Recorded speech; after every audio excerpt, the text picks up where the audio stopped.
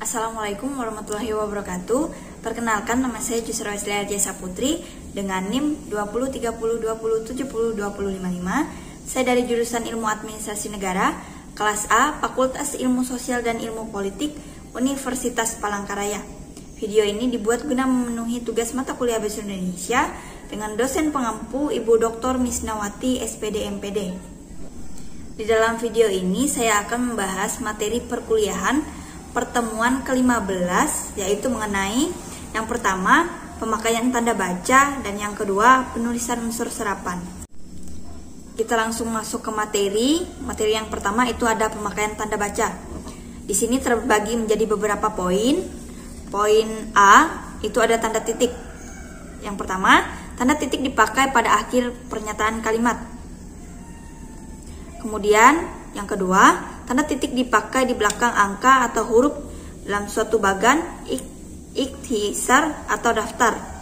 Kemudian yang ketiga, tanda titik dipakai untuk memisahkan angka, jam, menit, dan detik yang menunjukkan waktu atau jangka waktu. Kemudian yang keempat, tanda titik dipakai dalam daftar pustaka di antara nama penulis, tahun, judul tulisan, dan tempat terbit. Kemudian yang kelima, tanda titik dipakai untuk memisahkan bilangan ribuan atau kelipatannya yang menunjukkan jumlah. Selanjutnya, poin B itu ada tanda koma. Tanda koma dipakai di antara unsur-unsur dalam suatu pemerincian atau pembilangan. Tanda koma dipakai sebelum kata penghubung. Kemudian, tanda koma dipakai untuk memisahkan anak kalimat yang mendahului induk kalimatnya. Tanda koma dipakai di belakang atau ungkapan penghubung antar kalimat. Kemudian, tanda koma dipakai sebelum dan atau sesudah kata seru seperti o, fa, wah, aduh, atau hai. Kemudian, tanda koma dipakai untuk memisahkan petikan langsung dari bagian lain dalam kalimat. Kemudian, tanda koma dipakai di antara yang pertama, nama dan alamat. Kemudian yang kedua, bagian-bagian alamat. Kemudian, tempat dan tanggal, serta nama tempat dan wilayah atau negeri yang dituliskan berurutan. Kemudian, yang kedelapan, tanda koma dipakai untuk memisahkan bagian nama yang dibalik susunannya dalam daftar pustaka. Kemudian, tanda koma dipakai di antara bagian-bagian dalam catatan kaki atau catatan akhir. Selanjutnya, tanda koma dipakai di antara nama orang dan singkatan gelar akademis yang mengikutinya untuk membedakannya dari singkatan nama diri, keluarga, atau marga. Kemudian tanda koma dipakai sebelum angka desimal atau di antara rupiah dan sen yang dinyatakan dengan angka. Kemudian tanda koma dipakai untuk mengapit keterangan tambahan atau keterangan aposisi.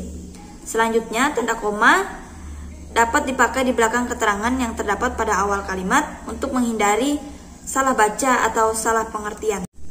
Kemudian poin C, tanda titik koma. Tanda titik koma dapat dipakai sebagai pengganti kata penghubung atau memisahkan kalimat setara yang satu dari kalimat setara yang lain di dalam kalimat majemuk. Kemudian tanda titik koma dipakai pada akhir perincian yang berupa klausa.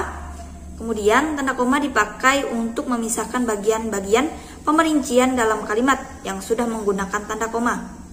Kemudian poin D, tanda titik 2. Tanda titik 2 dipakai pada akhir suatu pernyataan lengkap yang diikuti pemerincian atau penjelasan.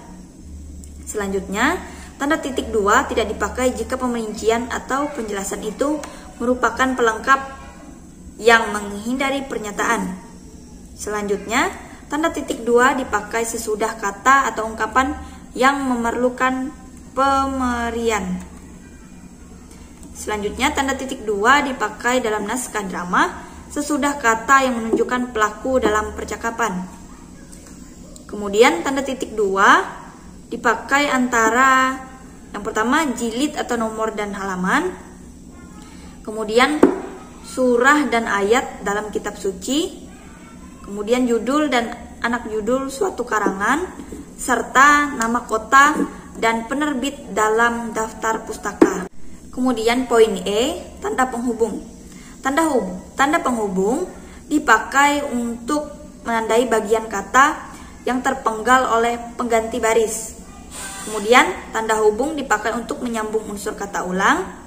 Selanjutnya, tanda hubung dipakai untuk menyambung tanggal, bulan, tahun yang dinyatakan dengan angka atau menyambung huruf dalam kata yang dieja satu-satu.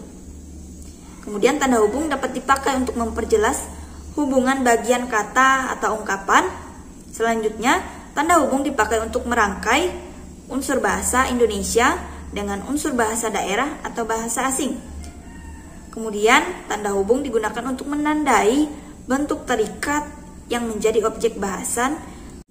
Kemudian, poin yang ke F, tanda pisah. Tanda pisah dapat dipakai untuk membatasi penyisipan kata atau kalimat yang memberi penjelasan di luar bangun kalimat. Kemudian, tanda pisah dapat dipakai juga untuk menegaskan adanya keterangan aposisi atau keterangan yang lain. Tanda pisah juga dapat dipakai di antara dua bilangan, tanggal atau tempat, yang berarti sama dengan atau sampai ke.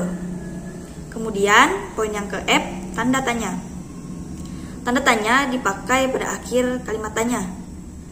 Tanda tanya juga dipakai di dalam tanda kurung untuk menyatakan bagian yang disangsikan atau yang kurang dapat dibuktikan kebenarannya. Kemudian poin selanjutnya yang ke H, itu tanda seru. Tanda seru dipakai untuk mengakhiri ungkapan atau pernyataan yang berupa seruan atau perintah yang menggambarkan kesungguhan, ketidakpercayaan atau emosi yang kuat. Poin yang ke I, tanda elipsis. Tanda elipsis dipakai untuk menunjukkan bahwa dalam suatu kalimat atau kutipan ada bagian yang dihilangkan. Kemudian tanda elipsis dipakai untuk menulis ujaran yang tidak selesai dalam dialog. Kemudian poin yang ke J, itu ada tanda petik. Tanda petik dipakai untuk menghampit petikan langsung yang berasal dari pembicaraan naskah atau bahan tertulis lain.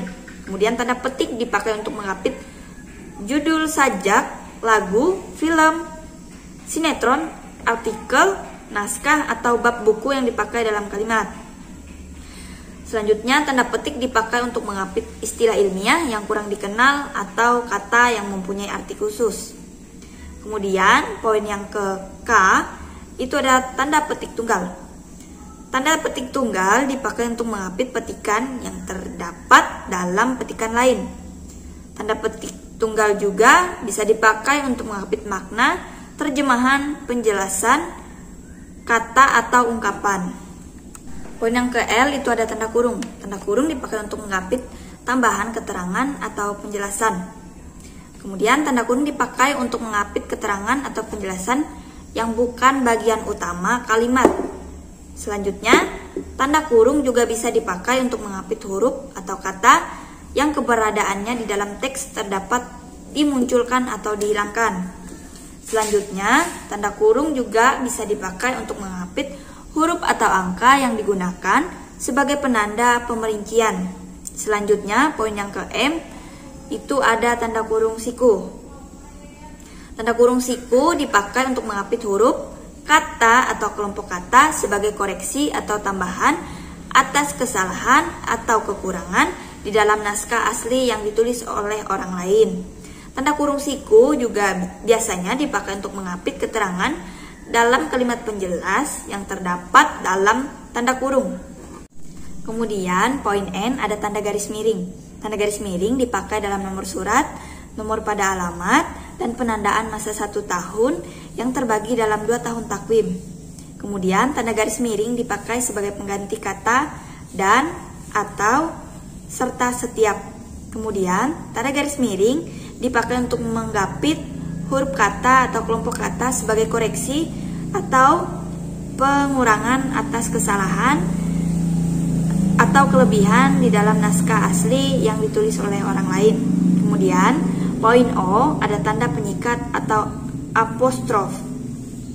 Tanda penyikat yang dipakai untuk menunjukkan penghilang bagian kata atau bagian angka tahun dalam konteks tertentu. Misalnya, dikusurati. Kemudian kita masuk ke materi yang kedua, itu ada penulisan unsur serapan. Dalam perkembangannya, bahasa Indonesia menyerap unsur dari berbagai bahasa, baik dari bahasa daerah seperti bahasa Jawa, Sunda, dan Bali, maupun dari bahasa asing seperti bahasa Sanskerta, Arab, Portugis, Belanda, Cina, dan Inggris. Berdasarkan taraf integrasinya, unsur serapan dalam bahasa Indonesia dapat menjadi dua kelompok besar. Pertama, de facto, de jure, dan I explanation, the I home, part I home. Unsur-unsur itu dipakai dalam konteks bahasa Indonesia, tetapi cara pengucapan dan penulisannya masih mengikuti cara bahasa Indonesia. Dalam hal ini, penyerapan diusahakan agar ejaannya diubah seperlunya sehingga bentuk bahasa Indonesianya masih dapat dibandingkan dengan bentuk asalnya. Konsonan ganda diserap menjadi konsonan tunggal, kecuali kalau dapat membingungkan. Unsur serapan yang sudah lazim dieja sesuai dengan ejaan bahasa Indonesia tidak perlu lagi diubah. Misalnya, bengkel, dongkrak, faedah, kabar, khotbah, koperasi, lahir, nalar, nafas, paham, perlu, pikir, populer, Rabu, Selasa, Senin, sirsak, soal, dan telepon. Demikian pemaparan materi perkuliahan pertemuan ke-15, yaitu mengenai materi pemakaian tanda baca dan penulisan unsur serapan. Semoga video ini bisa bermanfaat bagi kita semua. Terima kasih.